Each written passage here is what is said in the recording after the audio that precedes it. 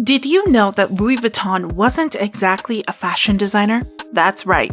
A young Louis Vuitton, coming from humble beginnings, created travel trunks for people back in the late 19th century. If we look back, the history of travel is also the history of the Louis Vuitton Maison, especially this iconic trunk. Today, let me tell you how this piece went from being a piece of luggage to an authentic object of desire. So, get comfortable and let's begin this journey. Don't forget to subscribe and hit the notification bell to stay updated on our design explorations. Now, let's dive in.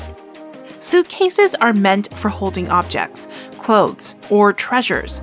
But above all, they're like containers for dreams and memories. Just ask Louis Vuitton, who walked miles from his hometown Judah to Paris, drawn by the luxury and glamour of the capital, to change his life and make life easier for others.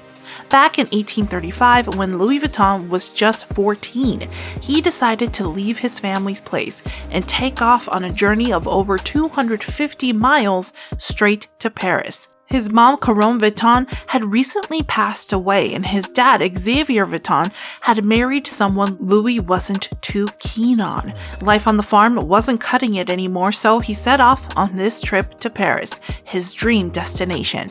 On his way, Louis, who came from a family of millers and carpenters, picked up all sorts of skills to pay for his journey. At one workshop, run by Monsieur Maréchal, Louis learned how to make custom boxes, not just putting them together, but also how to pack and unpack clothes and stuff people used to carry back then. Wardrobes followed numerous protocols, so properly storing dresses, hats, and all kinds of accessories required special skills. With the arrival of the first French railway line in 1837 and a steamship crossing the Atlantic for the first time in 1838, the demand for layetiers emballeurs, or trunk makers, soared as luggage often suffered significant damage during travels, and Louis Vuitton became an expert at packing delicate dresses of the era into handcrafted poplar trunks. His skill caught the attention of Empress Eugénie de Montijo, who appointed him as her trusted layetier emballeur. Louis Vuitton saw the opportunity and decided to start his own luggage business. In the late 1850s, he opened his own workshop with his wife at 4 Rue Neuve des Capucines, close to Place Vendôme and the future Opera House. He loved keeping up with fashion and making trunks that were not just strong and light, but also special. That's how he became the favorite trunk maker for people all around the world. His clientele, led by the Empress Eugénie, expanded to include other illustrious figures such as Nicolas II of Russia, Sarah Bernhardt, and Alfonso XIII. But what made this place really special was that it was where the flat trunk, also known as the maille de cabine, was born, the first suitcase with a flat structure and rectangular shape made of popular wood. With it, he came up with a new way to cover suitcases, a gray waterproof canvas that made them tough against bad weather and allowed the trunks to be flattened, making them stackable and easier to carry. He also got rid of the leather smell that got awful when damp. Not only did he make them more practical, but he also made them look better, turning suitcases into things everyone wanted. His success was so big that they had to move their workshop to a bigger one in Asnières, just outside Paris, where the Maison's craftsmen still work. Copies didn't take long to appear. To stand out, Vuitton created a new beige and red pattern that replaced his first canvas, the Trianon. Later, when his son Georges took over the family business, a new design came out to last a long time, a brown and beige pattern that inspired the famous damier print that we all easily recognize today. But as time went on, as usual, things changed. Fashion was different. Dresses weren't so big anymore, and people didn't need so many trunks. Louis Vuitton was always good at keeping up with the times, though. He had a knack for following the latest trends and new ways of traveling. To keep up, he came up with the wardrobe trunk, which opened vertically with drawers, so you didn't have to unpack everything every time you arrived somewhere. Traveling was changing, and so was the luggage Louis Vuitton made. After making trunks for trains, he started making trunks for cars in 1897, like the roof trunk for the car's top or the driver's bag. For ships, Vuitton made the steamer bag, thin enough to slide under a cabin bed. And when airplanes came along, he made the aero trunk and the aviette. Louis Vuitton was always thinking of new ideas, and in the meantime, he gradually set the standard for luxury travel and service expectations. During the golden age of luxury travel, Louis Vuitton trunks became symbols of refinement and wealth among the elite.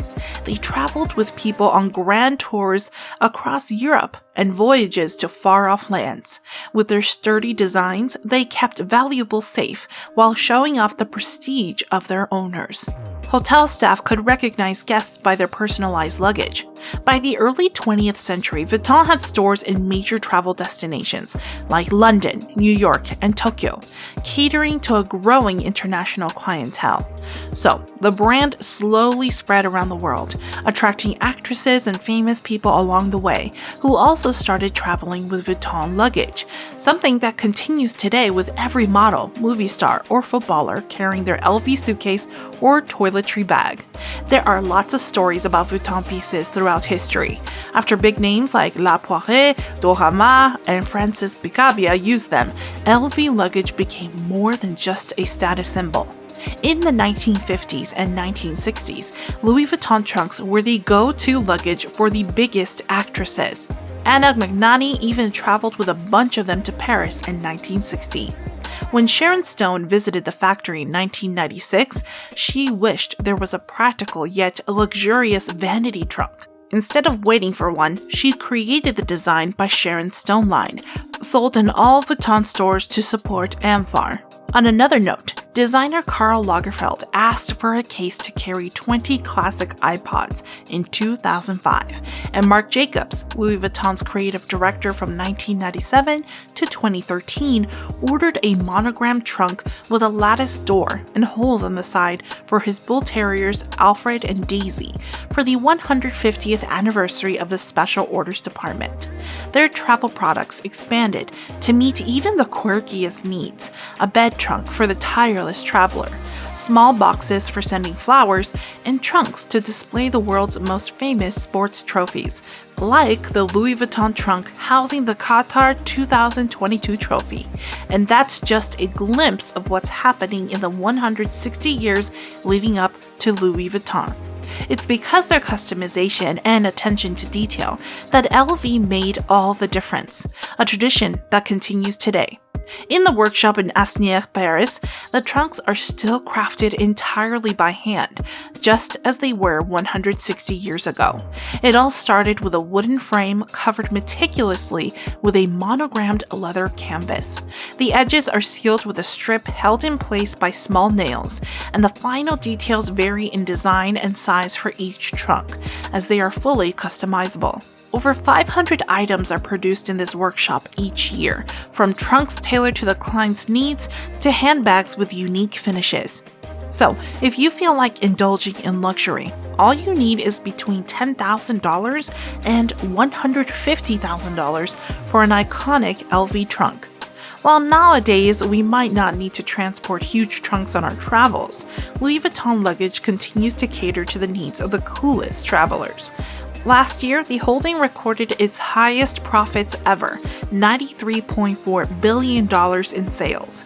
In just the first half of 2023, their net profit surged by 30%, closing the year with a net profit of $16.47 billion. The fashion and leather goods section, specifically Vuitton, led the increase in sales. The trunk division of the house is a key piece of this machinery, not only in economic terms, but also in terms of image. Asnières is the Maison Sanctum, a showcase that allows them to display what their artisans are capable of, exotic leather goods and highly complex bespoke commissions for the most discerning clients. But who buys trunks in the 21st century? Well, Chef Ferran Adrià, for example, relied on them to protect his kitchen utensils while traveling, and Asnières assures that there is a great demand for their trunks and that the business keeps growing. They admit they can't keep up with orders. Workers in the workshop operate in 2 shifts, making around 4,000 pieces a year. Even so, the waiting list ranges from 12 to 18 months, but the magic is not in the utility or practicality of a travel trunk, but in the prestige and history of the brand.